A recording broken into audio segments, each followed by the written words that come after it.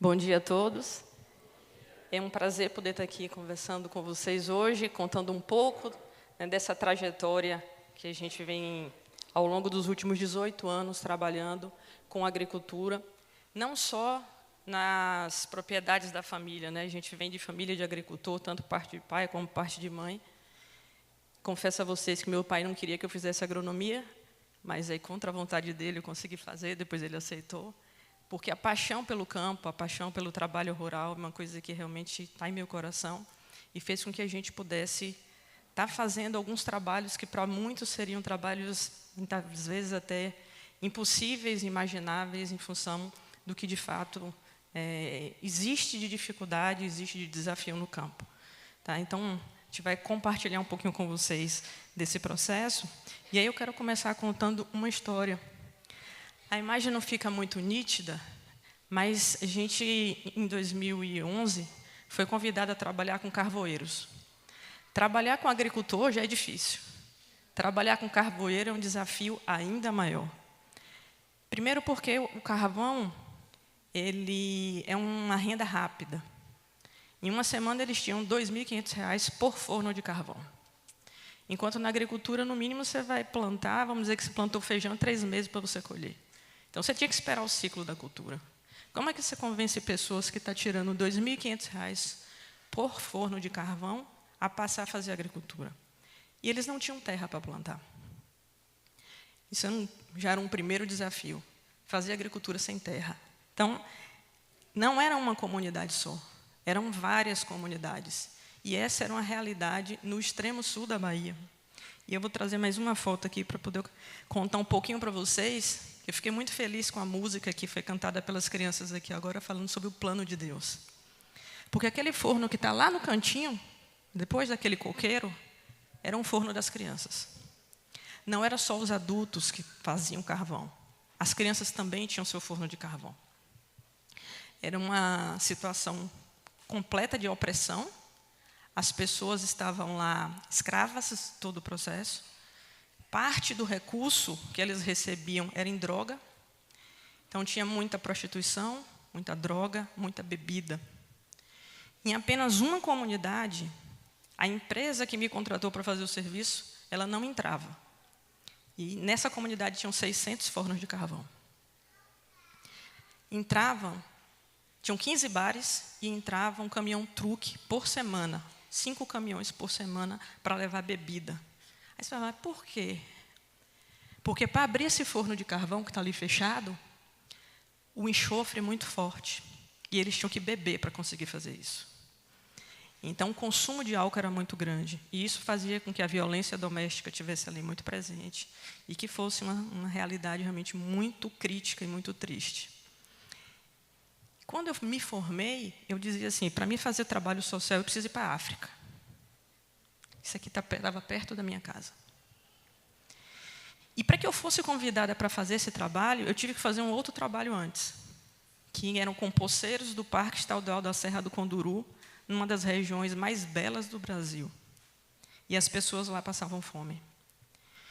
E eu não sei se vocês sabem como é que é delimitado uma unidade de conservação, um parque estadual ou um parque federal, mas normalmente eles sobrevoam a área, ou pegam a imagem de satélite, vem aquele grande bloco de mata, aqui é o parque. Só que muitas vezes eles não descem para ver quem está ali embaixo. E nem sempre mata em cima significa não ter pessoas embaixo. E tinham muitas pessoas morando ali, e a única coisa que dizia para elas era, não pode colher, não pode derrubar, não pode caçar, não pode. E um dos agricultores virou e falou assim, no dia que você me disser o que eu dou de comer para os meus filhos, eu paro de caçar. No dia que você me disser como é que eu boto alimento na mesa da minha família, eu paro de derrubar a mata. Então, eram realidades muito tristes, muito difíceis. E por conta desse trabalho que a gente fez durante 8 anos no Instituto Floresta Viva, foi que a gente foi convidado a assumir esse desafio. Era uma região completamente tomada, por isso, você olhava o céu, você não via o azul. De tantos fornos de carvão ativo, era completamente fumaça, cinza, naquela região. Eu lembro, eu vi a Joy falando, as crianças estavam sentindo o cheiro de fumaça ali do fogão. Aqui todo mundo sentia o cheiro da fumaça, não era só uma criança ou a mãe que estava ali próximo ao forno, era todo mundo que estava naquele local. E tinham comunidades que estavam muito dentro de grandes blocos de plantio de eucalipto, completamente distantes. Elas não tinham muito acesso, muita facilidade a nada. E quem chegava lá era quem ia aliciar eles para fazer carvão. E a madeira que eles utilizavam para o carvão era a madeira roubada da empresa de celulose, porque a madeira nativa já tinha acabado.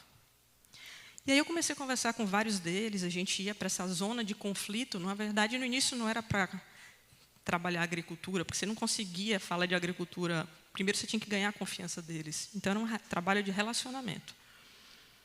E aí eles diziam assim, eu trabalho na Robalto. Eu disse, o que é Robalto? Fiquei intrigada com aquilo, perguntava a um, perguntava a outro. Eles montavam uma estrutura de empresa para que eles conseguissem roubar a madeira da empresa. E aí eles tocavam fogo de um lado, a brigada de incêndio ia para lá. Eles tocavam do outro, trocavam do outro. Então o pessoal da brigada de incêndio ficava desesperado porque eles não conseguiam dar conta daquilo. Isso a gente está falando de prejuízo de mais de 30 milhões de reais ano. Então era significativo. Nós começamos esse trabalho em setembro de 2011. Em dezembro de 2011 eu recebo uma ligação da empresa e diz, suspende a operação de campo. Ninguém vai para campo. Eu falei, mas por quê? O que aconteceu? Foi deflagrada uma operação chamada Cruzeiro do Sul, em que os fornos de carvão vão ser quebrados essa semana. Helicóptero, Polícia Federal, uma operação de mais de 2.500 homens entraram nessa região de forma avassaladora e quebraram 2.500 fornos de carvão. Tivemos que suspender a operação, não podia ir para campo. Disseram, tira a plotagem do carro, tira a farda da turma, não deixa o pessoal saber, porque nós íamos lá e a gente tirava foto. E aí alguns começaram a associar que a gente estava fazendo a entrega para a polícia. Suspendemos a operação em dezembro, nós tínhamos 168 famílias começando o trabalho com a gente. Em fevereiro eram 428. Porque eles não tinham mais para quem vender o carvão. Além dos fornos quebrados, as pessoas que compravam foram presas. Então, aquela atividade, ela tinha sido fortemente impactada. O que fazer agora? No primeiro momento, estava sendo entregue cesta básica e a oportunidade de começar a trabalhar a agricultura. A oportunidade de começar a mudar essa realidade, de sair dessa escravidão, de sair dessa realidade e começar algo novo, algo diferente. E aí vem uma passagem que a gente refletia muito naquela época. Principalmente quando fala, eu vim para que tenham vida e vida em abundância. Esse pessoal, eles não sabiam o que era abundância.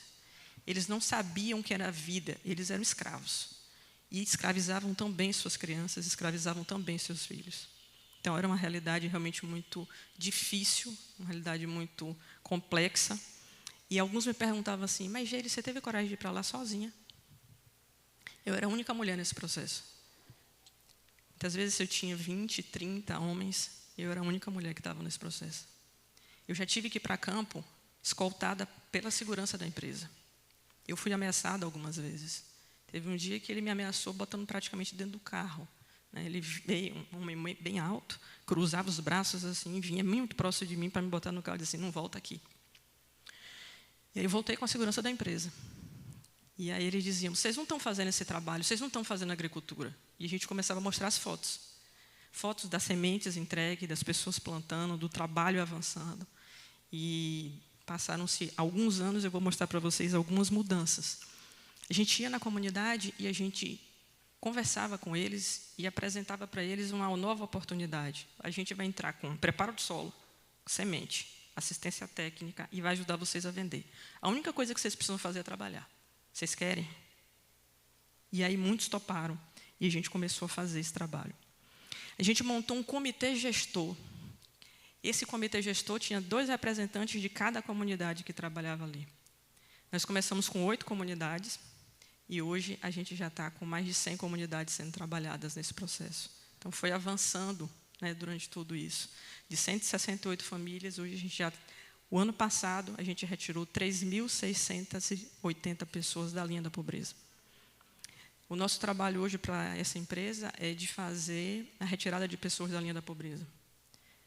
A gente começou a trabalhar para a Fibria, agora houve a fusão da Fibria com a Suzano. A Suzano hoje é a maior empresa de celulose do mundo. E ela estabeleceu uma meta pública de tirar, até 2030, 200 mil pessoas da linha da pobreza. E a parte desse trabalho, a gente está fazendo a coordenação no sul da Bahia. E a gente começou com muito simples, muito pouco. Eram sementes, preparo de solo, vamos plantar e vamos fazer isso junto. Está aqui o grupo, pegava na mão mesmo dessa turma e a gente ia fazendo isso junto com eles. A gente estava em campo diretamente fazendo esse processo, porque eles não sabiam mais fazer. Os pais tinham tido contato com a agricultura, mas os de meia idade e os jovens já tinham esquecido o que era agricultura, porque só faziam carvão. A realidade deles, nos últimos 40 anos, era a realidade do carvão. Então, era uma realidade muito perversa. Então, muitas atividades eram feitas, e essa daqui foi uma atividade em que a gente planejou com a comunidade qual era o sonho deles para daqui a 5 anos. Onde é que vocês querem estar? O que é que vocês querem estar fazendo? Vão estar produzindo sua matéria-prima? Vão estar beneficiando? Vão estar agregando valor? Que mercado vocês vão estar acessando? Então, eles planejavam, junto com a gente, era um plano que era, por mais que a gente ajudasse, era um plano que tinha que refletir a realidade deles, e tinha comunidade que a gente queria fazer mais por eles do que eles de fato queriam. O sonho deles era aquele sonho simples, e a gente também tinha que respeitar isso. Outras comunidades queriam avançar, então dependia muito do perfil da comunidade, dependia muito de quem eram essas lideranças ali. Essa é uma foto que eu gosto muito. Esse era um dos agricultores que eram resistentes ao processo. Ele não queria fazer. E depois que ele começou a implantar, a área dele era uma das áreas mais belas que a gente tem hoje. E ele tem de tudo. Ele tem 1 hectare. E nesse 1 hectare, ele tem de tudo. De criação de pequenos animais, o consórcio, a família dele se alimenta exclusivamente do que eles produzem hoje nessas áreas. E a gente trabalhou com várias tecnologias. Além de a gente trabalhar com a agricultura em si, também tinha a parte dos animais. E esse aqui, estou ali com meu irmão, a gente está com um galinheiro móvel. Então, a gente levava esse galinheiro móvel, ao invés de ficar capinando, leva as galinhas para capinar para você, é mais eficiente e diminui o trabalho. Então, a gente levava pequenas tecnologias, e muito desse processo aqui era feito com cano, para quem não tinha bambu, mas quem tinha bambu podia estar fazendo com bambu. Então, a gente consegue baixar custo e está levando tecnologias alternativas. Aqui já era fazendo biofertilizante, nesse processo de ter autonomia. Não é você ficar dependente do que vai comprar na loja de produto agropecuário. A lógica é de autonomia, a lógica é que você consiga produzir na propriedade e você ter autonomia no seu processo. Essa daqui é o ciclo agroflorestal. É muito conhecido como ciclo da bananeira. A gente adaptou o processo e colocou como círculo agroflorestal, e ele trata a água cinza, a água do banho, a água de lavagem da roupa, para que não fique nos quintais aquela água sendo escorrida. E a gente conseguiu, de forma eficiente, trabalhar isso na forma de saneamento, e não só para as casas, como também para as unidades de beneficiamento. Eu vou falar um pouquinho da farinha sustentável na frente, eu mostro para vocês. O outro é o tanque de evapotranspiração, e esse trata a água do vaso sanitário, e faz também de forma eficiente e de baixo custo. A gente usa, basicamente, resíduo para estar fazendo esse processo. É resto de construção, é pneu, são materiais que muitas vezes estão descartados de forma inadequada na cidade e que a gente reaproveita de forma eficiente. E aí teve um dia em que a gente recebeu uma ligação e disse assim: o que é que vocês estão fazendo aí na Bahia? E aí esse grupo veio visitar a gente. E era o Conselho de Sustentabilidade da empresa. Eles vieram ver o que estava sendo feito na Bahia, porque o conflito tinha diminuído.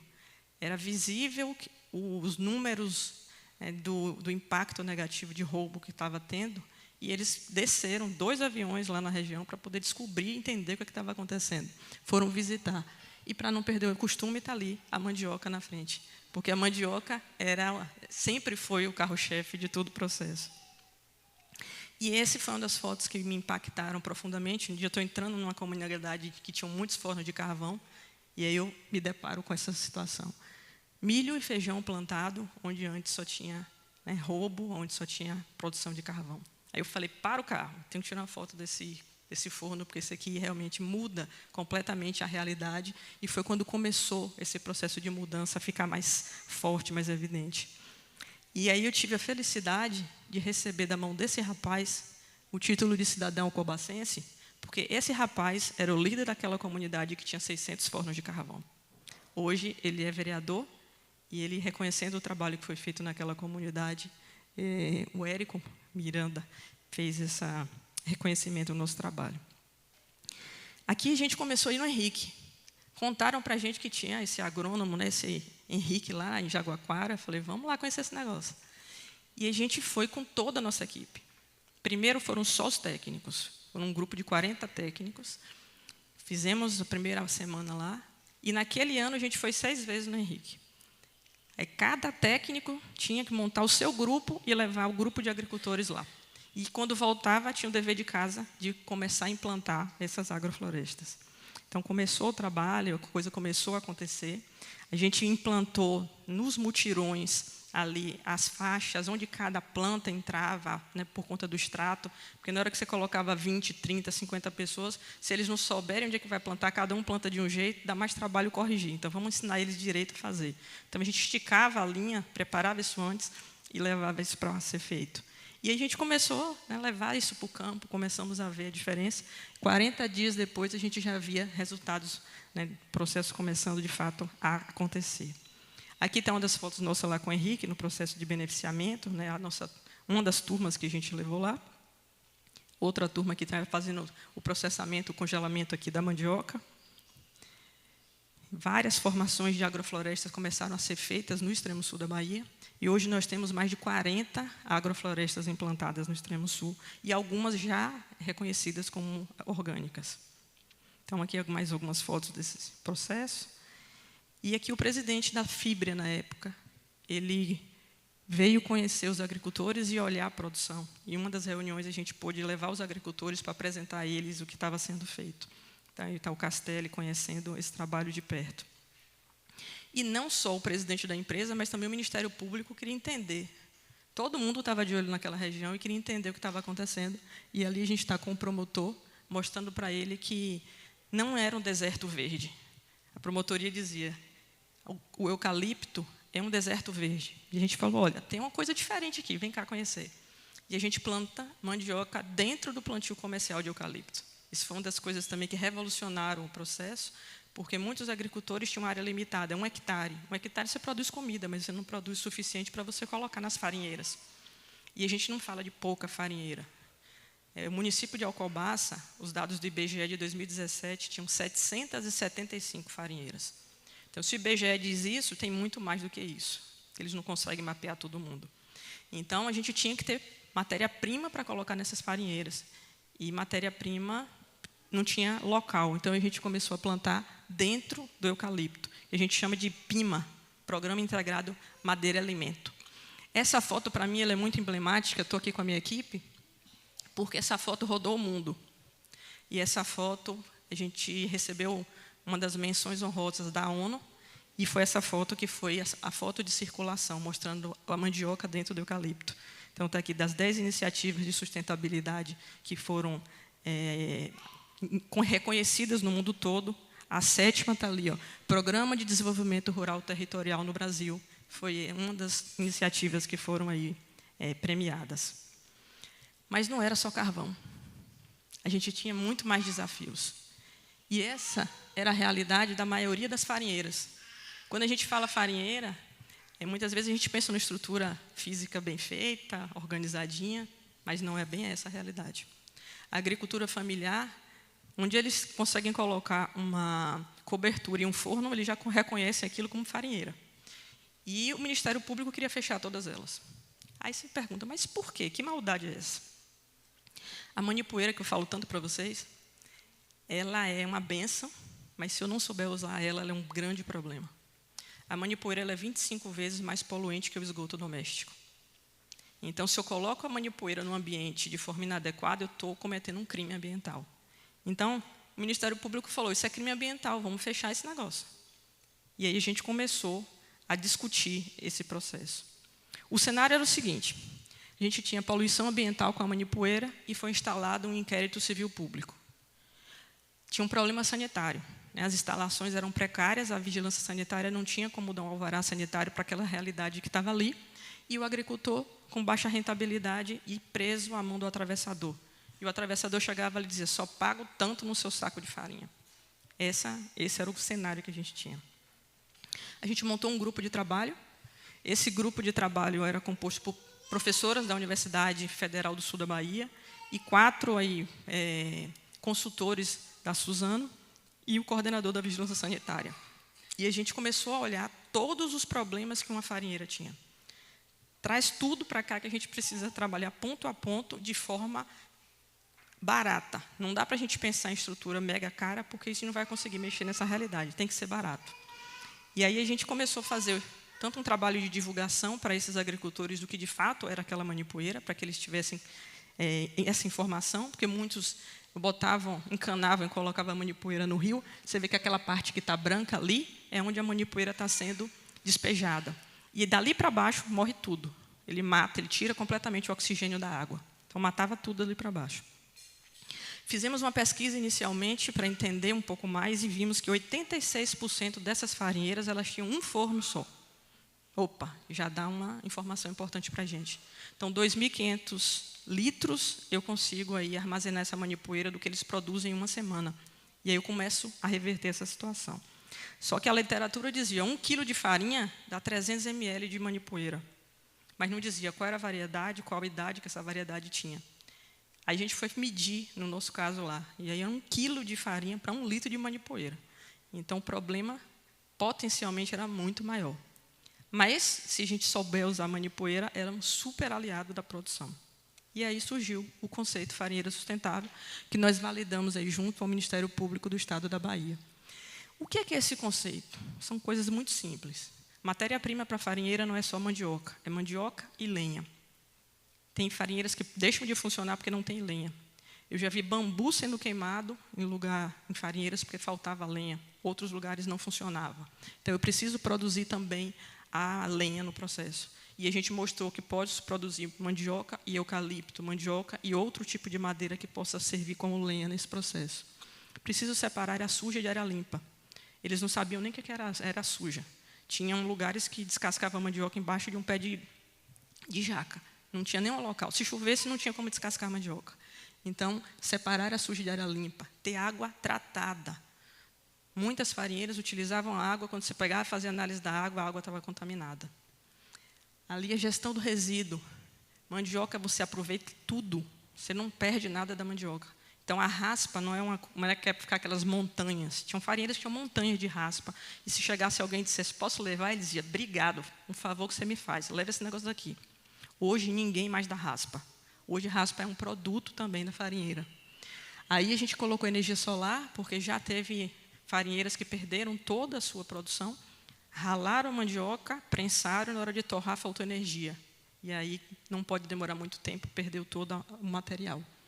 Multiaproveitamento da manipoeira, e aí o que eu falei para vocês antes, a bacia de evapotranspiração e o círculo agroflorestal fechava todo esse ciclo e fazia com que esse processo se tornasse aí sustentável. E a gente buscou tecnologia de baixo custo. Como é que eu separo área suja de área limpa? Eu coloco tela de mosquiteiro na maioria dos lugares. A maioria delas tinham paredes baixas, não tinham paredes até em cima. Por quê? Porque elas precisavam da circulação do ar. Quando você fecha a parede inteira, ela começa a desce um líquido ali, né, tá suando ali o processo, porque falta a ventilação. Aí eu vou botar uma coifa, vou botar um exaustor. Não funciona. Então, quando a gente pegou e deixou as grandes ventilações, só fechando com tela de mosquiteiro, eu resolvi o problema sanitário e, ao mesmo tempo, eu mantive a ventilação e é barato. Né? Tela de mosquiteiro é muito barato. A gente aprovou também o processo na vigilância sanitária. Levamos a planta, a gente andava com a maquete no fundo do carro, apresentando o conceito, até que a gente pudesse ter as primeiras unidades adequadas a esse processo. E apresentamos também ao governo do Estado da Bahia, e foi reconhecido em 2018 como tecnologia social. O Estado da Bahia hoje está implantando esse conceito, né, levando isso para vários lugares. Está saindo do extremo sul. Não é só mais uma realidade do extremo sul da Bahia. Então, esse foi também um dos grandes avanços que a gente conseguiu ter. E esse processo andou, chegou na Alemanha também. no Tropentag, em 2019, a professora Taina, da UFSB, escreveu o projeto. E 235 projetos que foram inscritos nesse processo, 25 foram aprovados, e entre eles a farinheira sustentável também foi aprovada e foi apresentada lá nesse evento na Alemanha, também levando para outros lugares um pouco desse conceito. Resíduo é coproduto. O conceito foram 4 meses para ser desenvolvido. E depois a gente começou um processo de sensibilização de 6 meses até que a gente tivesse as 3 primeiras farinheiras sustentáveis implantadas. Foi rápido. E a gente brinca e diz assim, o projeto deu tão errado que pegou a gente de surpresa. A gente teve que botar rodinha para correr, porque muita gente agora queria esse processo, queria levar esse conceito, e o nosso grupo ainda era pequeno. Então, a gente teve que correr para conseguir avançar com isso. E a gente mostrava e dizia, olha, isso aqui tudo é produto. Vamos aprender a usar esse produto. Vamos aprender a utilizar isso da melhor forma possível. A raspa, hoje, ela é muito utilizada na adubação e na produção de ração, na alimentação animal. E a manipoeira é um grande aliado da produção agrícola, não só da produção de mandioca. A gente utiliza muito na adubação da mandioca, mas já estamos utilizando no maracujá, no café, no cacau, em hortaliças também. Só precisa ajustar as dosagens, mas a gente tem avançado muito com a utilização da manipoeira nas adubações.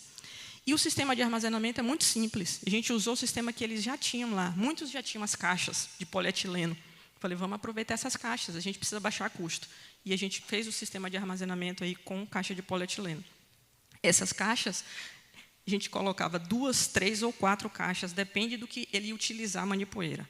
Então, aqui no caso do Donguinha, ele tinha 2 caixas só. E era por quê? Que ele só utiliza para adubação. No caso aqui da Carminha, ela falou, eu vou usar para tudo. Então, a gente colocou 4 caixas, para que ela pudesse... A cada caixa, a gente tem um registro e um intervalo de tempo diferente para poder utilizar essa manipoeira. Então, eu posso usar para herbicida, inseticida, bactericida nos 3 primeiros dias após a extração. Posso utilizar ela para sabão, posso utilizar para adubação durante muito tempo. E para alimentação animal, eu preciso ter um intervalo entre a extração e a utilização para o animal de, no mínimo, 7 dias e começar um processo de adaptação dos animais para a utilização da manipoeira. Só para vocês terem um parâmetro, a manipoeira, vacas de leite de 8 litros, quando elas começam a utilizar a manipoeira, elas vão para 13 litros de leite. Tira a manipoeira, volta para os 8. Então, o potencial que a gente tem de utilização, desde que a gente saiba utilizar e faça, né, todas as adaptações aí necessárias. Então, está aqui alguns usos da manipoeira, né? Adubação, tanto a adubação de fundação, a gente utiliza ela em substituição também ao calcário. Ao invés de a gente estar usando o calcário, ela é uma grande fonte de cálcio e de fósforo, a gente utiliza ela também na fundação. Tem a adubação de cobertura entre a fileira da mandioca, a gente passa e distribui a manipoeira, produção de sabão, produção de tijolos, produção de vinagre, de álcool. Então, tem uma infinidade de usos aí a manipoeira. Essa aqui foi uma das farinheiras sustentáveis do Donguinha.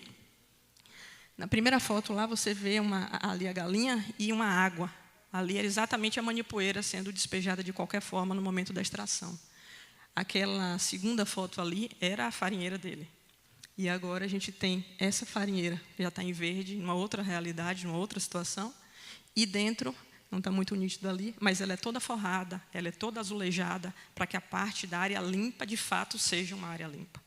E a gente recebeu a visita do secretário de Agricultura do Estado da Bahia, veio conhecer essa realidade, porque a farinheira, a planta do próprio Estado, ela não é sustentável. Ela não consegue resolver o problema da manipoeira, não consegue resolver o problema da água suja.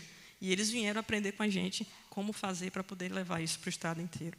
Então, esse é um dos trabalhos que a gente vem implantando lá. Essa daqui é a Maria. A Maria está ali recebendo o alvará sanitário, o alvará ambiental da unidade de beneficiamento dela, no dia da inauguração. E essas farinheiras, elas viraram salas de aula. Então, a gente trazia agora outros agricultores de outras farinheiras para que eles vissem que é simples, que é fácil, que é prático. Primeira parte, vou resolver a questão ambiental. Quanto custa isso? R$2.000. E aí você sai da linha do Ministério Público. Agora vamos resolver as outras, e as outras partes eles podem resolvendo ao longo de 5 anos. Então, cada ano você vai resolvendo uma parte. Mas agora, você tem um caminho, você tem uma direção, você sabe por onde ir. Muitas vezes eles pegavam o dinheiro, investiam na parte que não era a parte mais importante para aquele momento. Eu vou aumentar o meu depósito, e não resolvia a parte ambiental, que é onde o Ministério Público podia atuar. Então, agora existe, né, o direcionador, o caminho para eles fazerem. A gente tem uma formação de 2 dias em que a gente ensina todo esse processo, e aí depois eu recebi o convite de um dos nossos alunos para visitar a farinheira dele. E ela estava nesse capricho. Então, a gente fica muito feliz de ver o resultado, né, do trabalho que a gente vem fazendo. E esse ralador, agora, ele fica do lado de fora. E isso foi uma das técnicas que um pedreiro com o dono da farinheira trouxe para a gente. Ele falou, olha, para mim botar o ralador para dentro, eu vou precisar de mais um funcionário. Tem como botar para lá de fora? Eu falei, eu não sei te responder. Traz o coordenador da vigilância sanitária. Aí a gente foi lá conversar com ele, ele falou, não, é muito melhor o ralador estar do lado de fora, que é um equipamento também que tem sujeira, deixa ele para fora, só que quando rala, ela cai direto ali naquela boca lá dentro do coxo, já limpo. Então, diminui também aí a área aberta para a área limpa. A gente tem trabalhado muito com mandioca, e esse é o nosso maniveiro guardião. Esse pessoal que está com a camisa tudo igual aí é a minha equipe. E a gente tem um maniveiro guardião, que são 23 variedades de mandioca que estão sendo avaliadas no extremo sul da Bahia. Além das variedades locais, 23 estão em avaliação aí, seja para mandioca de mesa, mandioca para farinha, mandioca para indústria e também para mandioca de forrageira. E aí eu pergunto para vocês, essas famílias tinham segurança alimentar? E soberania alimentar? Muito menos. Elas não tinham, muitas vezes, nem o que comer direito. E a gente, quando começou esse trabalho, eu digo para vocês que foi com muita oração, com muita confiança em Deus, para que a gente pudesse assumir esse desafio. Porque não foi um desafio fácil, não foi um desafio simples. E hoje a gente vê uma realidade bem diferente. Hoje a gente vê uma mudança muito grande na forma de lidar. Antigamente, você vê mandioca junto com eucalipto, era uma coisa impensada. Era uma coisa que a gente não tinha a menor ideia de que isso de fato pudesse acontecer. E hoje ela acontece, e acontece em várias áreas. A gente tem os agricultores felizes, plantando, produzindo, vendendo. Tem cesta, delivery, está entregando no próprio restaurante da empresa. Os próprios colaboradores da empresa compram produtos que vêm desses agricultores. A gente tem uma feira orgânica também que já está acontecendo. Vários agricultores já estão certificados. Então, é uma mudança significativa para que hoje eles possam ter, sim, segurança alimentar e soberania alimentar. Hoje eles podem escolher o que comer. Antigamente eles não tinham escolha. Muitas vezes eles lutavam para ter o pão de cada dia, para ter o básico, para poder se alimentar e para se manterem vivos dentro de uma realidade que era muito triste e era muito escrava. Eles estavam escravos de todo um processo que ditava o que fazer. E hoje essa realidade está um pouco diferente. Então, hoje, essa garantia, né, e poder escolher a alimentação, muitas vezes não é a nossa realidade. Muitas vezes a gente olha, eu conversei até com alguns aqui essa semana, e diziam assim, será que tem tanta pobreza aqui no Brasil mesmo? Será que o Brasil passa por realidades assim? E eu digo para vocês, passa. Tem realidades muito cruéis e muito difíceis em algumas regiões. E muitas vezes a gente não tem a menor noção do que essas pessoas passam lá. Às vezes é até fácil dizer, poxa, estão roubando madeira para fazer carvão. Muitas vezes eles não têm outra alternativa. A única alternativa que tem para eles é essa. Então, a gente precisa pensar como a gente pode alcançar lugares remotos, lugares difíceis, pessoas que estão com dificuldade, como essas pessoas estavam. Então, a gente tem tanto o processo do carvão, começou isso há 10 anos atrás, hoje a gente já não tem, 90% do carvão naquela região já acabou. Ainda existem alguns focos, que são bem pequenos relacionados ao que era antigamente, e agora a gente está trazendo essa questão da mandioca, da farinheira sustentável, para que também essas famílias possam ter seu pão de cada dia. O município de Alcobaça, como eu falei, são 775 farinheiras. Cada farinheira tem pelo menos 5 famílias que sobrevivem dela. Então, aí a gente tem em torno de 11 mil pessoas que sobrevivem da cultura da mandioca e dependem dessas farinheiras. Se essas farinheiras são fechadas, o que é que essas famílias vão fazer? Onde é que elas vão trabalhar? E muitas mulheres, elas trabalham raspando a mandioca. O que elas têm de renda é ir raspar essa mandioca. Se a gente impacta todo esse processo de fato é fechado, e já fechou em vários lugares. O Ministério Público já fechou farinheira na região de Arapiraca, em Pernambuco, e algumas regiões foi fechada de tal forma que não voltou mais essa atividade. Mas essas pessoas, para onde é que elas vão? Para que atividade elas vão trabalhar se a vida inteira delas foi sendo trabalhando com essa cultura, trabalhando com esse processo? Então, a gente tem carvoeiros, comunidades muitas vezes sem acesso à terra, e aí você pergunta, mas como que eles acessaram a terra? Um dos trabalhos que a empresa também disponibilizou foi de acesso à terra. Eles recuaram algumas áreas de eucalipto, das áreas onde a comunidade estava, e eles comodataram essas áreas. Então, tem famílias que têm 1 hectare, que têm 2 hectares, e elas conseguem trabalhar nessa área. A empresa não pode trabalhar nessa área hoje, devido ao acordo que ela fez no Fórum Florestal, em que ela teria essa área de recuo das comunidades. Então, essas áreas estão comodatadas com esses agricultores, com essas associações, e eles acessaram a terra a partir daí. Já teve agricultor que já comprou a sua terra a partir da renda que ele tirou dessas áreas. Então, a gente tem fomentado eles que eles podem trabalhar por metro quadrado e tirar renda por metro quadrado, ter consórcio, trabalhar o processo de forma mais intensiva. E, a partir daí, eles conseguem gerar renda, tanto para manter sua família, como também para estar fazendo aí até a aquisição de suas terras. Alguns dizem assim, eu tinha uma bicicleta, eu tenho uma moto. Outros, eu tinha uma moto, agora eu tenho um carro. E alguns estão conseguindo pagar a faculdade dos filhos. Então, isso é uma satisfação, é ver que, de fato, o trabalho tem dado resultado e tem dado certo. E essa falta de esperança, ela deixou de existir. As pessoas hoje estão felizes, as pessoas hoje estão tendo, de fato, uma realidade. E um sol, né? Você vê hoje o céu azul. É uma diferença muito grande do que se via naquele momento. Tá? Então, eu trago para vocês agora, para a gente fechar, vou pedir para a equipe colocar.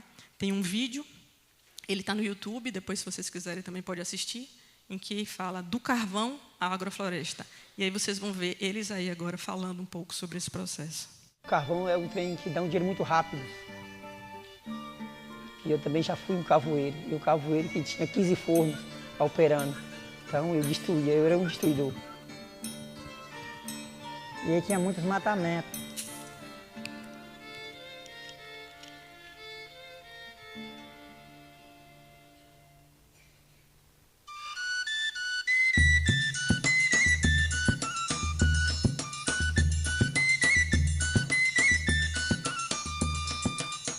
Eu nunca tinha visto na minha vida o modo que eu estou vendo a cultivação das plantas aí. Eu achei muito interessante. O aproveitado da terra é muito carinhoso demais.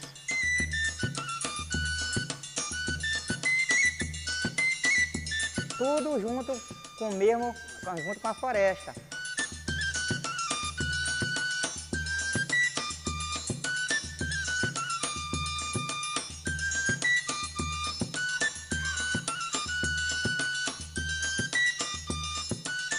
Há muitos anos atrás, o pai plantava sem adubo, o pai colhia sem venenos, de acordo com a estrutura do tempo. E chegou um tempo que foi obrigado nós usar agrotóxico por falta de conhecimento, e é onde nós estamos vendo um grande dano sobre as nossas gerações. E hoje, a agrofloresta fala a importância da natureza, que nós criamos, que nós aplicamos água da manipoeira, nós hoje faz o caldo do fumo, hoje nós fazemos arroz na mata e vamos buscar os micro-organismos que a mata produz, que a natureza tinha, que nós não sabíamos, nós não tinha. Hoje, fazemos a nossa agrofloresta, hoje nós vivemos com os insetos, os bichinhos como as minhoquinhas, as joaninhas, ela hoje somos nossa parceira. E aí tinha muitos matamentos. O mais velho foi desmatando muito a natureza. Foi aonde que eu me acordei de ver a dificuldade que nós tínhamos na comunidade, faltando tudo. Foi onde que eu acordei de chamar o grupo a atenção de fazer novo reflorestamento nas comunidades. reflorestar a nascente e fazer novo trabalho diferente que é onde a gente aprendeu com o nosso pai. Trazendo experiência para as crianças que vêm, a nova geração que está vindo. Como eu tinha um plantio pequeno de laranja, aí eu via minha laranjinha meio cabisbaixa, né? Aí eu comecei a introduzir outras plantas entre linhas. E aí eu pude ver quanto que a planta melhorou. E naquele ali me trouxe um entusiasmo tão grande. E quando eu vou lá, por volta de 9 horas da manhã, eu sinto a alegria da planta. Parece que quando eu olho para ela assim, ela ri para mim. Quando a gente começa a trabalhar com natureza, a gente começa a ficar mais manso.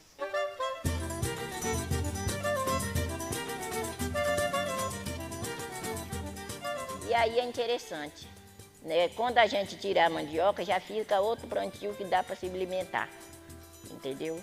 Ele vai crescendo, vai multiplicando e vai frutando e a gente vai tirar o fruto da terra.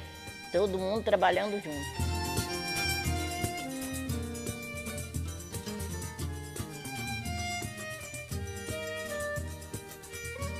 Se você está plantando agrofloresta, é um rendimento familiar para a sua mesa, para o seu alimento. Citros, hortaliça, é nativa. Para que é nativa? A nativa vai buscar chuva, vai trazer chuva. A chuva traz o quê? A água vai alimentar o plantio. Sem chuva, sem água, nós não tem vida. A chuva é vida. É vida nos dois sentidos. O fortalecimento da comunidade. O que eu fiz a agrofloresta é união de grupos.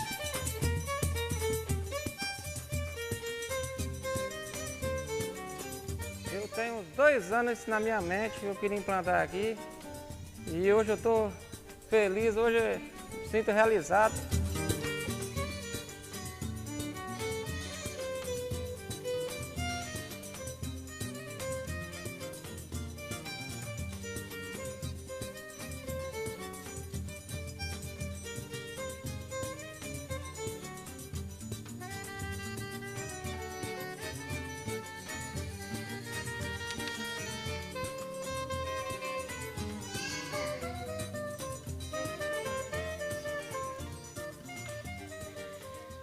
Esses agricultores, hoje, alguns já estão premiados.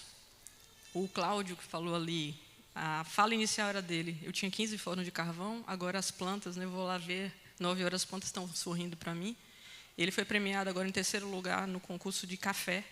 O café dele em agrofloresta chegou no 3º lugar. Ele já é um produtor orgânico e agora a gente vai passar para o processamento em que ele vai poder vender o café dele torrado, beneficiado. Então, são agricultores que levou um tempo, mas a vida deles está bem diferente do que era a vida quando a gente começou esse trabalho em 2011. Então, são resultados como esse que fazem com que a gente tenha muita satisfação de ver que a agricultura faz diferença, a agricultura pode sim dar liberdade às pessoas e que as pessoas têm muito ainda para conhecer da nossa agricultura e que a gente precisa levar essa mensagem para outros. Muito obrigada.